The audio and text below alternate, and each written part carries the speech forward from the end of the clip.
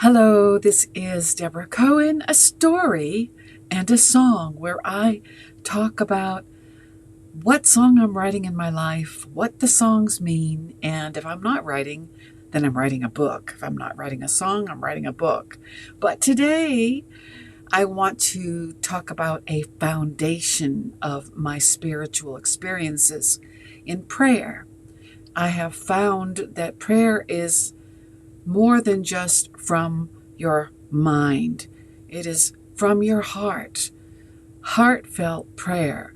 Is that something that you have experienced? If this topic interests you, then please find a nice place to listen where you're not distracted, with something to write on and with to take notes, and I will be back right after this brief message.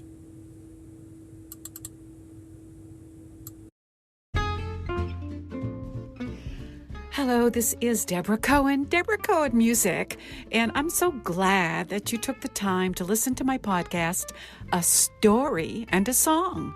It's about my life, to share some wisdom and some mistakes, hopefully that we can learn from together and laugh at maybe, starting in the 80s in a new wave rock band in Boston with 2 singles that are still available on Spotify. Boston Nights and Dreamin'. And then on my worldly journey that we're all on, I morphed into a spiritually dominant being where I am a truth seeker and write songs of praise while having one foot in the world writing sync music.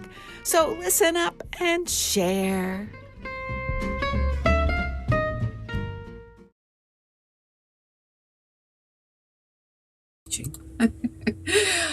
And again, this is Deborah Cohen. I'm glad you're here with me, either live or in the archives. I store these live broadcasts after they're streamed on my YouTube channel. The handle is at Jewish Rock Music. And I'm streaming on YouTube and my Instagram handle, which is Deborah, Debra Cohen, Cohen Music. Let's see, what is it? What comes after that? Deborah Cohen Music? DOTCOM. It's a Sunday morning and I've had coffee number 2 and Debbie Richmond is in the house. Welcome, Debbie. This is a topic about prayer. I hope this interests you and everybody listening, and we're going to get right into it. It's a discussion from a book called Davening, which you can get any place books are sold, a guide to meaningful Jewish prayer. And as a side note, I'd like to say, for Christians that pray or anybody that prays, this has things in it that would also interest you. So let me just start right in here. Davening with kavanah. Now I need to tell you what kavanah is, so you're wondering what is she talking about? Kavanah simply means a Hebrew word for intention. So let me tell you a story to set the scene. I got married in 2017. No, was it 17? I can't remember. It's irrelevant. Okay, so I lost my train of thought because I couldn't remember what I was saying. Okay, so a lot of times in my past when I've gone into churches, like my husband would come to church with me, we're kind of looking around, trying to find our spiritual path. And, we went to this kind of church, that kind of church, this kind of synagogue, that kind of mosque, whatever for me. And ended up in a synagogue where I'm very happy. It took me a long time to find it, 6 decades actually. But anyway, when I started going to, let's say, the congregation with my husband, in the middle of, when you go into a congregation, it's kind of like a social thing, at least where we go. Yeah, people want to talk, catch up in the week if you haven't seen for a week or whatever.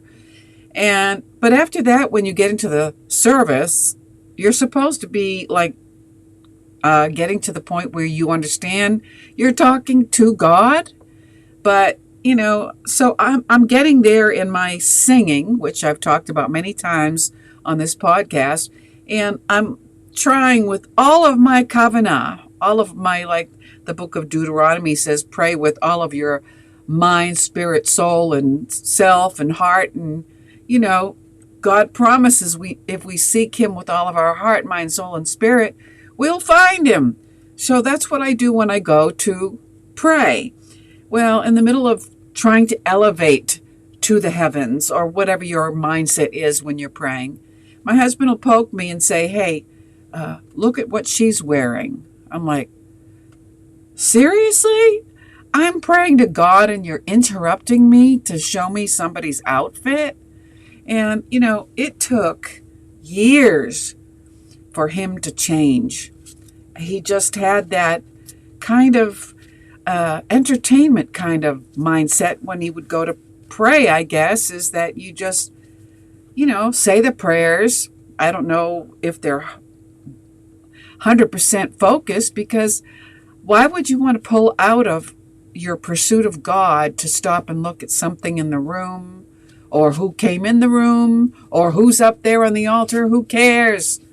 When you're praying to God, it's a one-on-one experience opportunity with God. Well, so that's what this is about, kavanah. You just don't pay attention to anything else in the room. Of course, you have one ear in case there's an emergency, or hopefully you don't have your phone on so it'll ring in the middle of the service. That is the rudest thing anybody can do, and it happens all the time. No respect for why we're even in God's house of prayer. I understand if you have to have an phone on for an emergency, but mute it, please. Okay, so let me start on the book now. An old story tells of Baal Shem Tov, which is one of my favorite rabbis, coming to a synagogue and turning back at the door, unable to enter. Too many prayers inside, he said. But Master, asked his disciples, surely a room full of prayer is a good thing. But all the prayers are stuck there in the building, the Baal Shem Tov answered. None of them are going up to heaven. And this is what I am talking about. You might get this feeling today. Clergy and congregants together might be dutifully singing and reciting, but somehow the prayer has no wings. You still feel uninspired. Maybe you've known the peace that can sometimes follow a real prayer.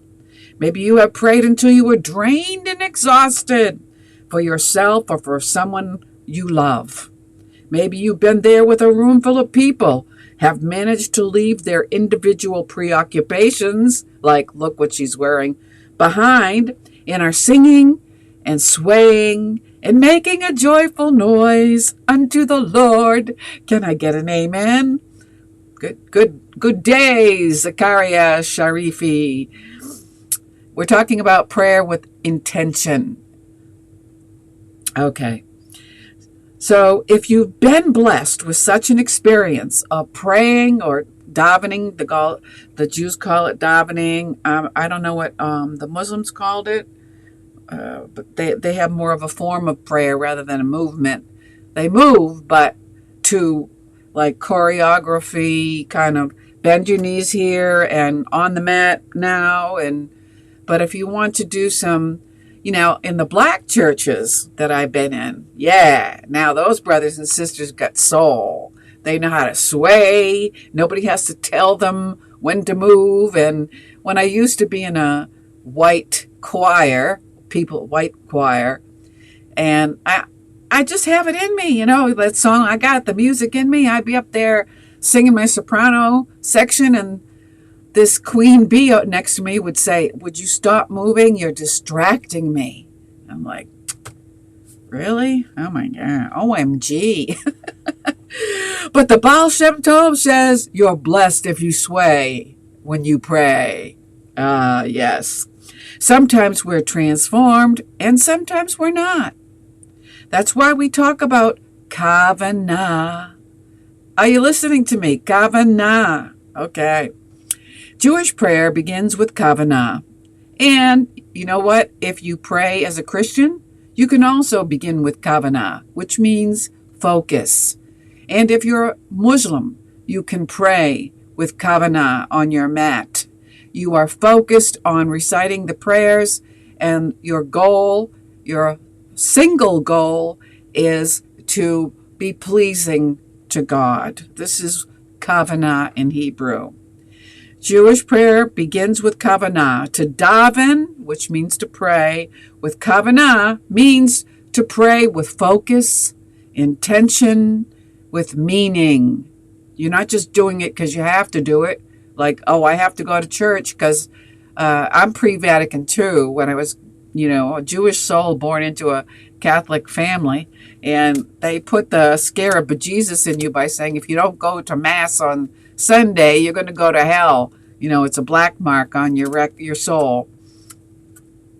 Anyway, but as far as, going, God got a hold of me anyway.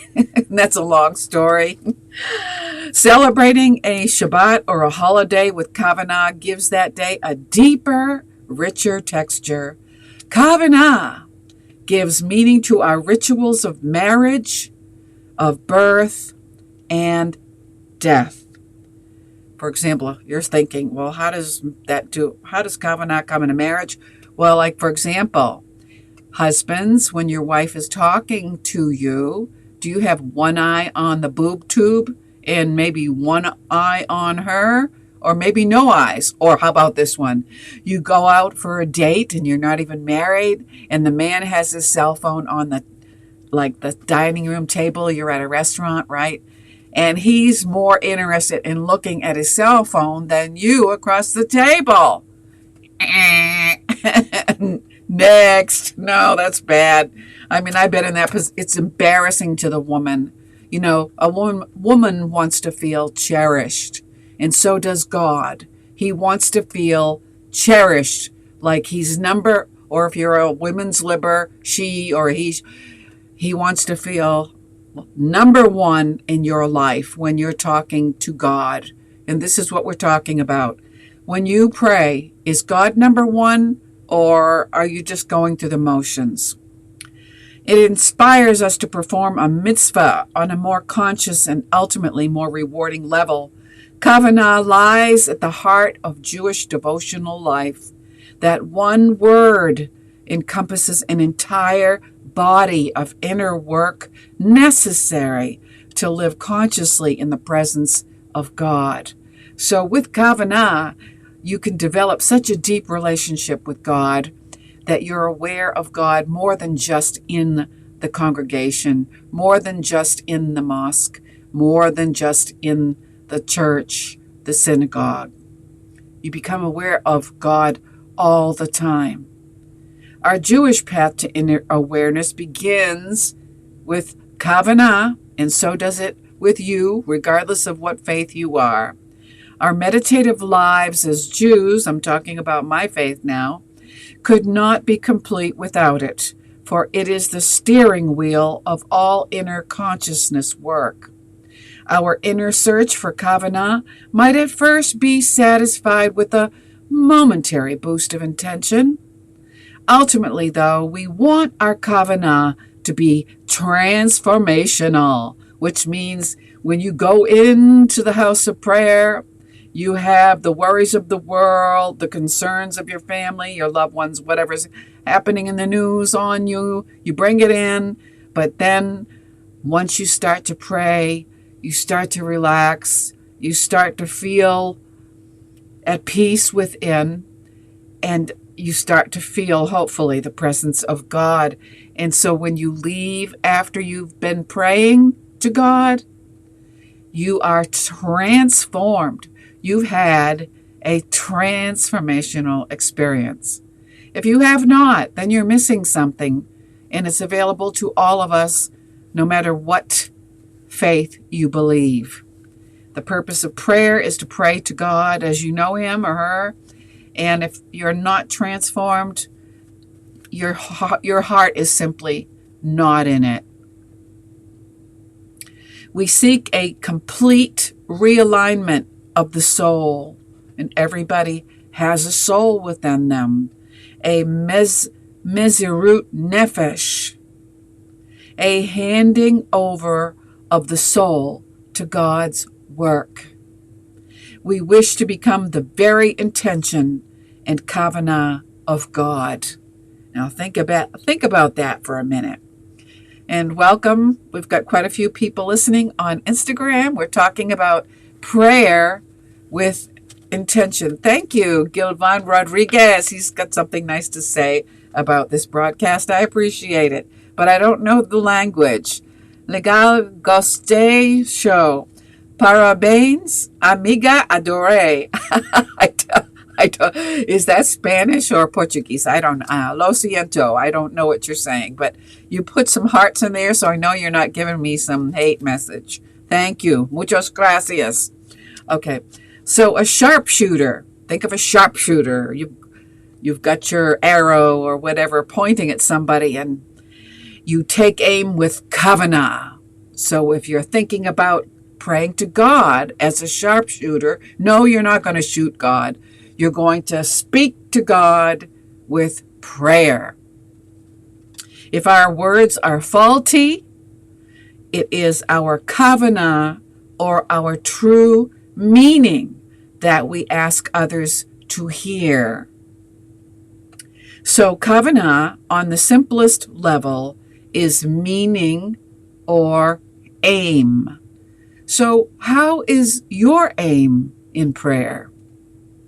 Think about that. How is your meaning in your prayer to God? Let's listen to another story about a situation like this. I was in New Haven, Connecticut in 1946. Not me, the book I'm reading, Davening, where we started a little Chabad yeshiva, a prayer house. Yeshiva meant in those days picking up the kids from public school and taking them to release time, an hour that the schools had set aside for them to go to the religious instruction. At these classes, we would persuade them first to come to afternoon Hebrew school.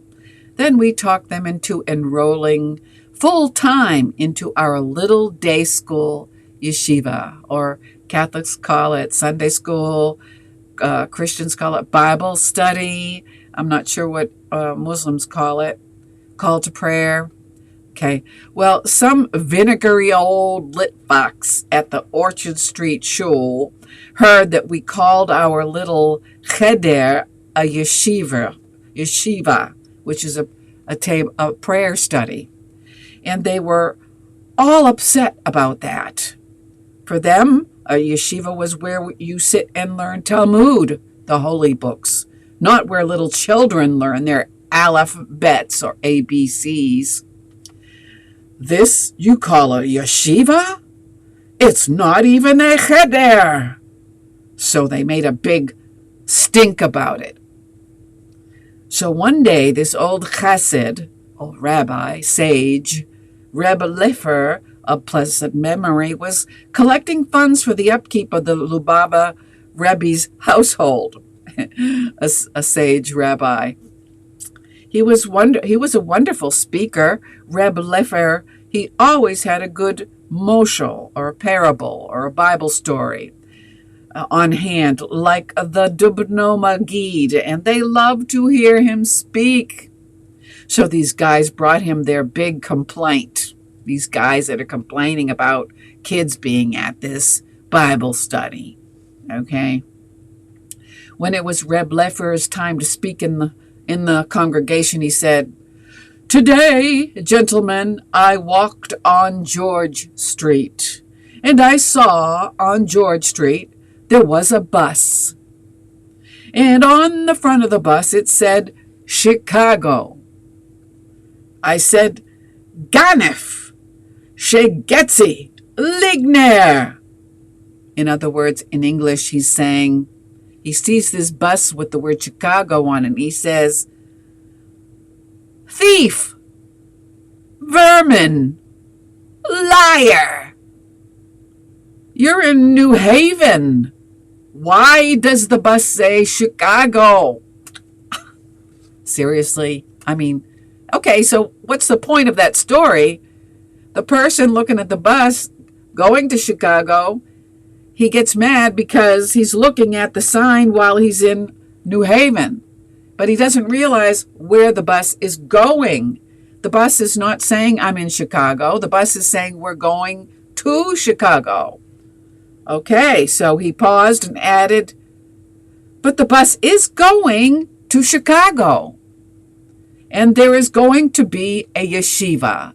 So you can make a big stink about this prayer study that we're creating with the yeshiva, but we know where we're going in the study. Just like you know where you are going when you go to pray, hopefully. You're going into God's house. That element of aiming, of homing to the place where we want to go, is the first level of kavanah. You need to know why you're doing what you're doing. Ask yourself when you pray, am I just doing that because everybody else is doing it? Am I just praying because I was born into this kind of a family, but I really don't want to be praying? I mean, believe me, I've been there. When I made my 8th grade confirmation as a former Catholic, it was pre-Vatican II, as I mentioned, and in the ceremony, as they consider you an adult in the 8th grade, and you have the right to decide if you want to stay with the church or leave. Well, guess what I did? I left. I'm like, this is not working for me. I'm sorry. And, you know, Catholicism is like Islam. If you're born into it, you stay with it for life. So you can imagine how my family felt when I left Catholicism for good. But it wasn't working for me. I didn't feel anything in my heart. And if you don't either, maybe you need to try a different congregation. Kavanah is not attained in a day. We start small and build patiently on every small success. But if we aim our actions and our davening or praying towards a godly place, we will get there. Say it with me. I will get there. I will get there. Step by step, everybody that's listening. I'm glad you're listening today, even if it's in the archives. Say to yourself, I will get there. Kavanah begins at the simplest level. I take a cup of tea or a little glazella, a glass of schnapps. That's a liqueur, like, you know. And I look at you and raise it up a little and I say, L'chaim. That moment when I'm drinking to you or when I say, I'll drink to that, is an example of kavanah. Labeling the act and saying for whom I'm doing it. So some people, you know, they say, a toast, let us drink to you. I don't think Muslims drink, right? Do they? They don't have alcohol. So they could drink Turkish coffee. Assalamu alaikum, right? With intention, kavanah, assalamu alaikum. My papa, alav ha shalom, had a custom when we ate meals together as a family on Shabbat. Before every dish that he would taste, he would take the spoon and dedicate the spoon of food. Likavod Shabbat. Likavod Shabbat. Likavod Shabbos. In honor of the holy Sabbath. Imagine taking your spoon of food on the holy day, whatever that day is for you, and dedicating it to this feast of God's. He learned this from his teacher, the Belzer Rebbe. Staking out the intent of what you're doing is one of the primary levels of kavanah. It's like donating something to a synagogue or your congregation or charity and saying, this is to honor so-and-so. You give something. One time I visited Egypt and I was admiring this Muslima, her scarf. It was beautiful, glittery green. And I told her, you look beautiful in that scarf.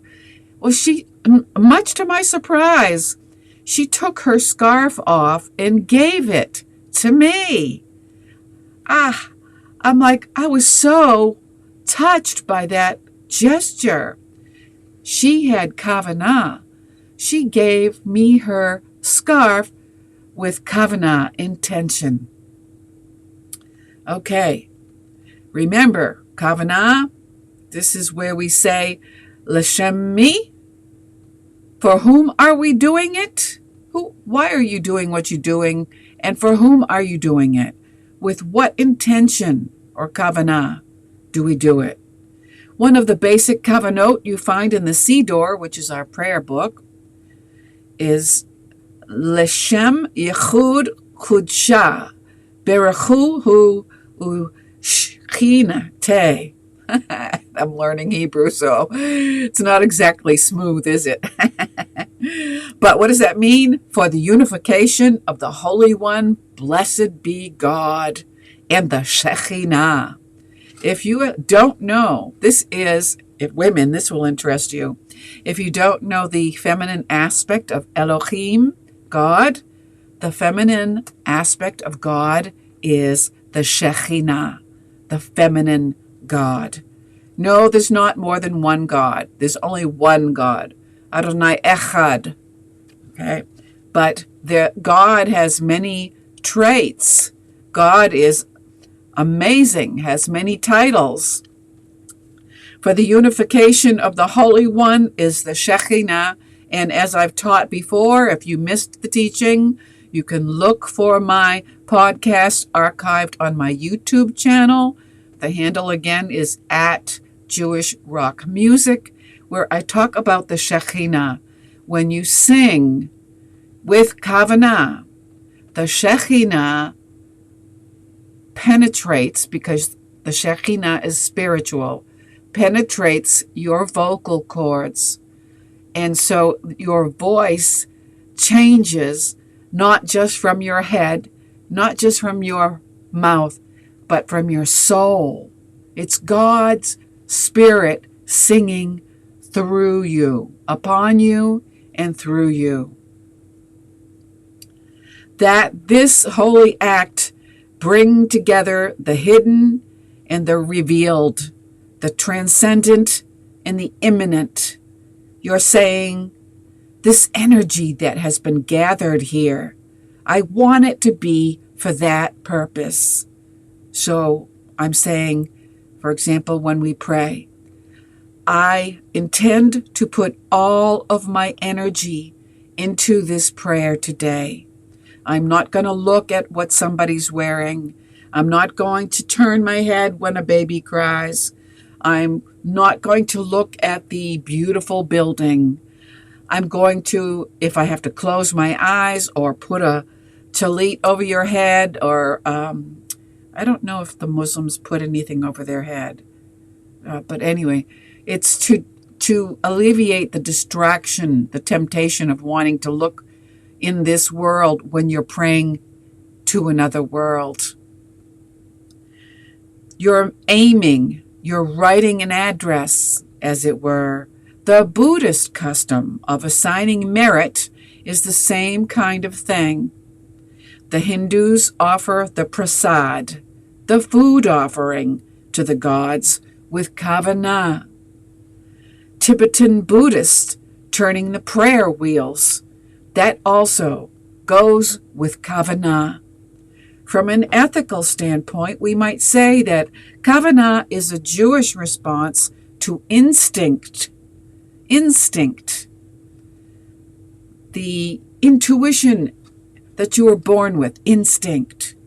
The human animal has powerful drives. We all know the most powerful drive for most of us is the sex drive. We are hungry. We are violent. We are sexual. There it is on the table. These compulsions are written into our blueprint as living organisms. One of the most difficult tasks we face in trying to do the right in the world is discharging these biological drives in a way that builds rather than destroys. So we could think about what's going on today in the media with the hatred and the propaganda. They are harnessing that biological drive of hate and destroying certain people groups. But you don't have to do that. You can harness those same drives and use them for a building purpose, to build bridges. It is as if our software were trying to rewire our hardwire. We are not only animal, we are human. Once we realize and articulate this kavanah for ourselves, we have taken the most important step toward making it real. We can say, "Dear God, the love and well-being of my family means more to me than anything else in the world. Nothing is more important to me than this, even if it means denying myself something that I would dearly love to have. Please help me to do the right thing. I can't do this without your help, dear God." Sharing this with God, or even with friends, can give us new strength to do the deeds we want to do and to refrain from those that, no matter how enticing, would harm those things we hold most sacred. And hopefully you hold as sacred another human being. So we're going to wrap it up here, and I thank you for staying with me. We had a good group here today in Instagram. YouTubers, you're going to have to catch up. And again, you can share this message with somebody else if you got something out of this teaching. An aha moment. Aha! Well, if you got an aha, share the aha with somebody else. Just go to YouTube and look for @JewishRockMusic in my live streaming podcasts and find the video and share it. So I thank you for joining me, and I'd like to close out by sharing an excerpt from my book.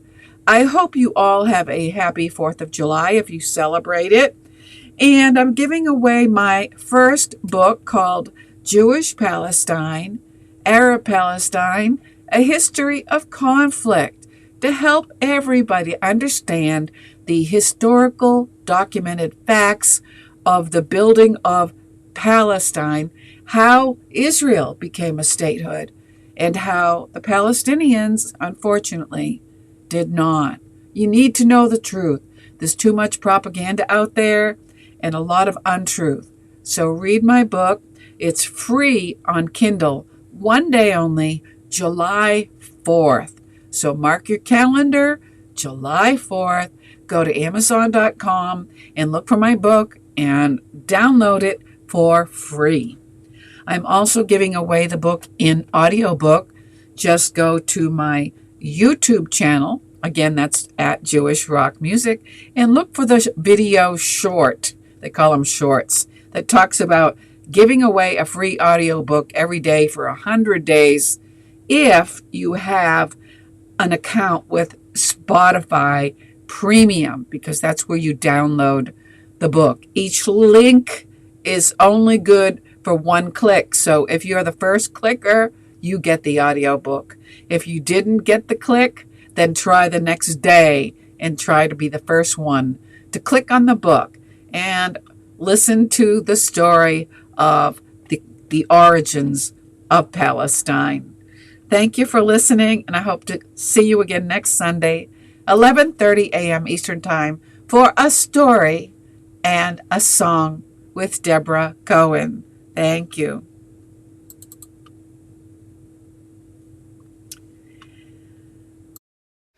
Spotify Premium now has the new audiobook, Jewish Palestine, Arab Palestine, A History of Conflict. Simply search on Spotify for the book by its title. Once you click on that book, you have the option, of course, to read it. And then, after you're done reading, go to the 3 dots to give it a good rating. Once you click on the 3 dots, you will see Rate Audiobook. Click on that, and then give the book a rating to boost it in the search so everybody can find this new audiobook, Jewish Palestine, Arab Palestine, A History of Conflict. Now on Spotify. Also on DeborahCohenBooks.org.